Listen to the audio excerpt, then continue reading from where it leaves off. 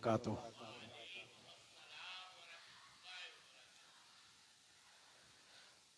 نحمده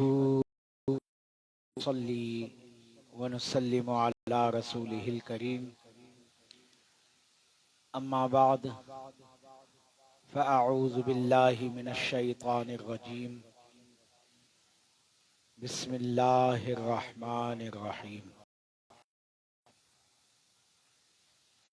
وصلاة وسلاما دائما ابدا عليك يا سيدي يا رسول الله، وسلم عليك يا سيدي يا حبيب الله۔ حمد و صلات کے بعد اللہم رقدہ اور مبلغ ترجمہ قرآن محسن و مشفق و مہرباں حضرت قبلہ چچا جان الحاج صوفی ابرار احمد قادری چشتی ممتازی رحمان اتمی بخشش و مغفرت فرما دے، آمین ثم آمین۔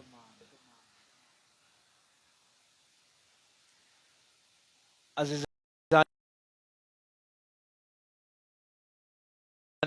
الحافظ القاری الشاہ امام احمد رضا خان قادری فاضل بریلوی رحمۃ اللہ تعالی علیہ کا کہ جن کا یوم وصال 25 صفر، آپ کے وصال مبارک کو کم و بیش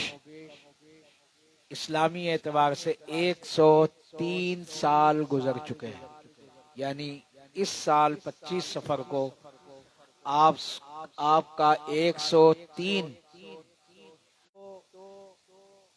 مناسب معلوم، چونکہ آپ کے عرس مبارک کا موقع گزرا، آپ کی تاریخ گزری گزشتہ روز، تو ہمارے سیدی مرشدی علیہ رحمہ اور حضور قبلہ چچیان علیہ رحمہ کی یہ سنت رہی، اور ہمارے پیشواؤں کا یہ طریقہ رہا کہ جب چند باتیں اعلیٰ حضرت الشاہ امام احمد رضا خان قادری فاضل بریلوی رحمۃ اللہ تعالی علیہ کے حوالے سے،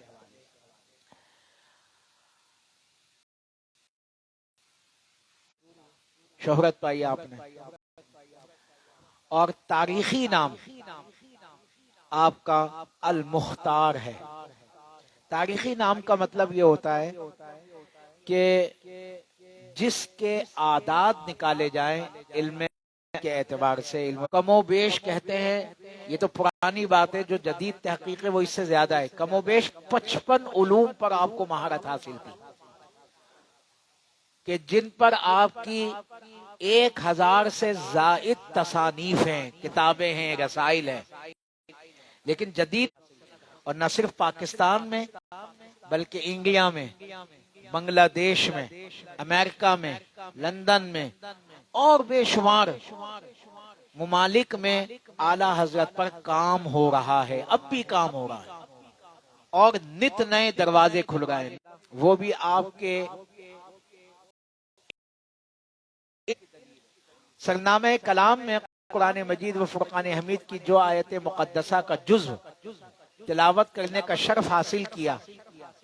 یہی وہ جز ہے، 28واں سپارہ ہے، سورۃ المجادلہ، اعلیٰ حضرت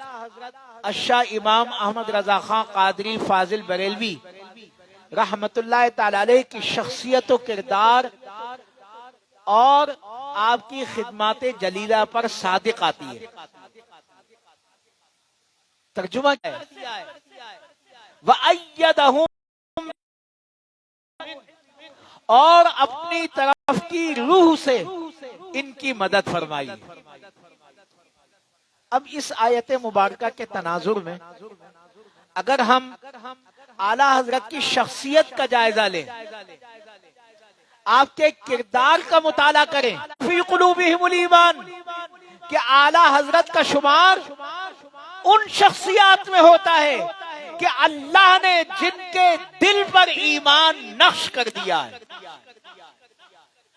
وَأَيَّدَهُمْ بِرُوحٍ مِّنْ، اور اللہ نے اپنی طرف کی روح سے ان کی مدد فرمائی ہے۔ یعنی تائید غیبی جن کو حاصل رہی، اللہ تبارک و تعالی کی طرف سے جن کو معرفت کے خزانے عطا ہوئے، ان میں اعلی حضرت شامل ہیں۔ چنانچہ ہم دیکھتے ہیں کہ قرآن شریف پڑھوانا شروع کرتے ہیں 4 سال 4 ماہ 4 دن، یہ ایک عرف ہے، لیکن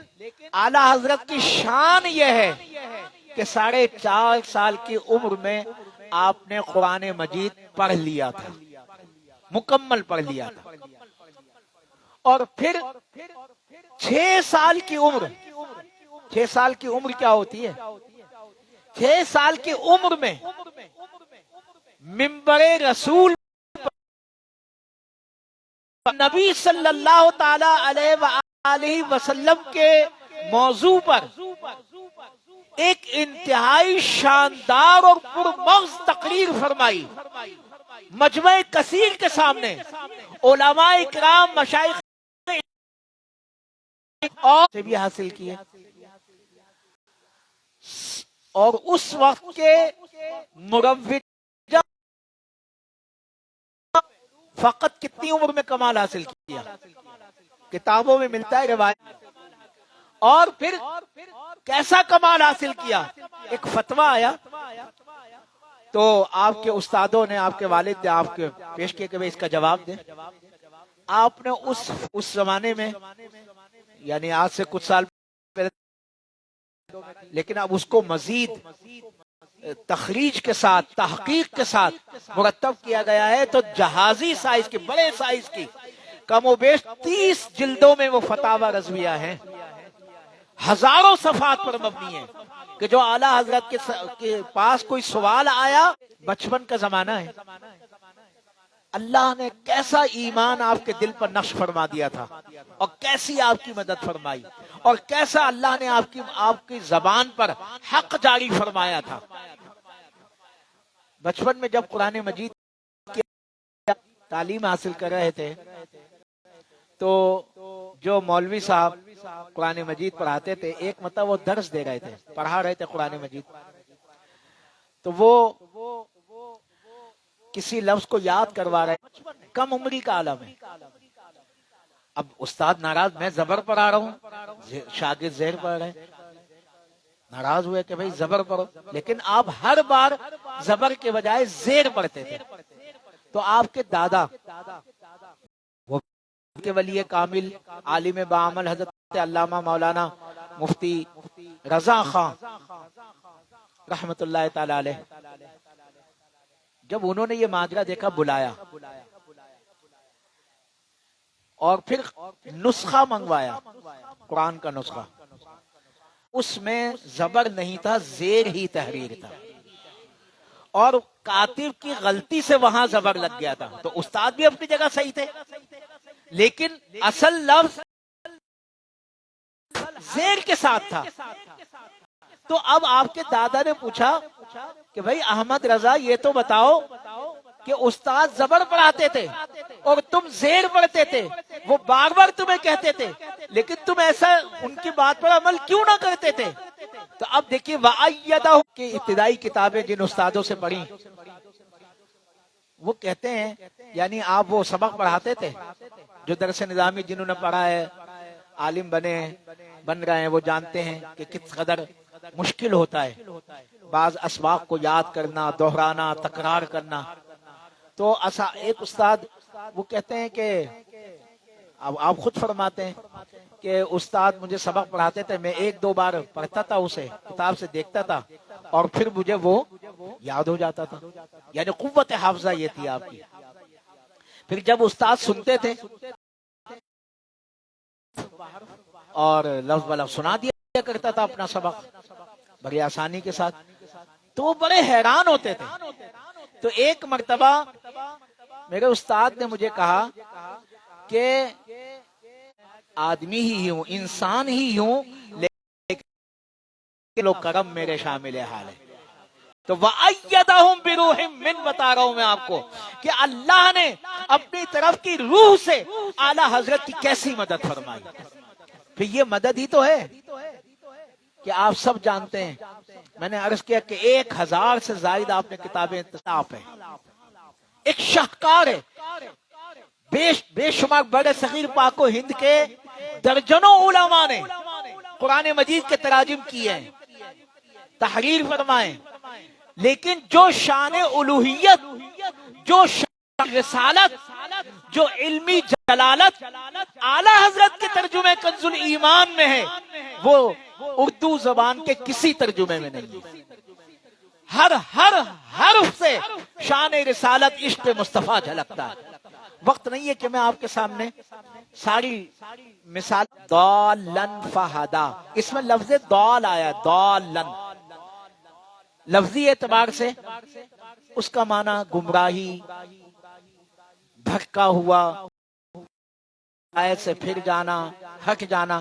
جس طرح سے ہم سورہ فاتحہ میں پڑھتے ہیں کہ صراط الذین انعمت علیہم غیر المغضوب علیہم ولا الضالین، کہ چلا ہمیں ان لوگوں کے راستے پر جن پر تو نے انعام فرمایا، نہ کہ ان کے راستے پر جن پر تیرا غضب ہوا، اور نہ ان کے جو گمراہ ہوئے۔ اب دیکھیے حضور اکرم صلی اللہ علیہ وسلم کی معصومیت، معصوم، سارے ہی انبیاء معصوم عن الخطا ہیں، گمراہی یا راہ سے بھٹکنے کا تو تصور نہیں کیا جا سکتا، تو پھر یہ ترجمہ شان رسالت کے خلاف ہے، نبی کریم صلی اللہ علیہ وسلم کی شان و عظمت کے منافی ہے کہ کوئی یہ کہے کہ ہم نے آپ کو بھٹکا ہوا پایا یا گمراہ پایا تو آپ کو ہدایت دی، راہ ہدایت دکھائی۔ اعلیٰ حضرت نے کیا ترجمہ فرمایا۔ اب دیکھیے نا، دنیا کی عربی زبان دنیا کی وہ زبان کہ ایک ایک حرف کے کئی معنی ہیں، کئی معنی ہیں۔ ضالن کے ایک معنی ہے محویت کے بھی ہے، محو ہو جانا، کسی چیز میں گم ہو جانا۔ کیا فرمایا؟ وَوَجَدَكَ ضَالًّا فَهَدَىٰ۔ اللہ کریم ارشاد فرما رہا ہے کہ اے حبیب صلی اللہ علیہ وسلم، ہم نے آپ اپنی محبت میں خود رفتہ پایا تو اپنی راہ دے دی۔ یعنی اب یہ دیکھیں نا، یہ ترجمہ، یہ جملہ، اور پھر جو دوسرے جملے نبی کریم صلی اللہ علیہ وسلم کی شان و عظمت، تو اس طرح کی کئی مثالیں ہیں قرآن مجید کی کئی آیات کے تراجم میں کہ اگر آپ اس کا مطالعہ کر لیں تو آپ سمجھیے کہ گھر بیٹھے بٹھائے آپ آدھے فقیہ آدھے عالم تو بنی جائیں گے، مفتی سند یافتہ نہیں ہوں گے، لیکن اتنا علم آ جائے گا، مسئلہ پوچھ لے تو آپ اس کی رہنمائی بتا کریں گے۔ اسی طرح سے تیسرا علمی شاہکار آپ کا حدائق بخشش ہے کہ جو یوں کہیے کہ نظم میں قرآن کی ترجمانی ہے، شاعری میں آپ نے حضور اکرم صلی اللہ علیہ وسلم کی شان و مدح بیان فرمائی ہے۔